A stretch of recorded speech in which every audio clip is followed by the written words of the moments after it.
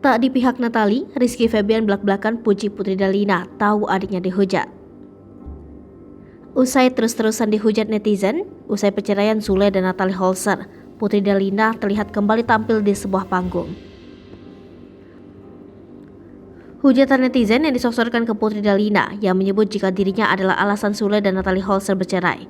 Dilansir dari video beredar di akun gosip pada Senin 8 Agustus 2022, Rizky Febian terlihat satu panggung dengan Putri Dalina setelah serangan netizen terkait perceraian Sule dan Natalie Holzer. Berperan sebagai seorang kakak, Rizky Febian terlihat menyemangati adik perempuan satu-satunya itu. Rizky Febian yang tahu jika adiknya menjadi cibiran warganet diawali saat kisruhnya dengan Natalie Holzer. Ditambah saat ayahnya Sule bercerai dengan Natalie Holzer yang diketahui sebagai ibu sambungnya. Rizky Febian mencoba untuk menyemangati Putri Dalina di hadapan penonton. Ia mengatakan jika Putri adalah anak yang kuat. Anak sulung Sule ini juga mengatakan jika diamnya Putri Dalina selama ini adalah bentuk kesabarannya. Ia juga mengatakan jika Putri Dalina ini memang memiliki sifat yang sama dengan mendiang ibundanya. Sambil memegang tangan Putri Dalina, pacar Mahalini ini juga menyemangati Putri soal kesabaran.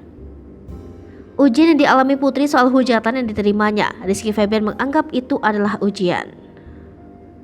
Sambil berurayan air mata, Rizky Febian memeluk adiknya itu. Selipopo TV, jangan lupa komen, like, dan subscribe, serta tonton terus berita-berita terupdate lainnya ya.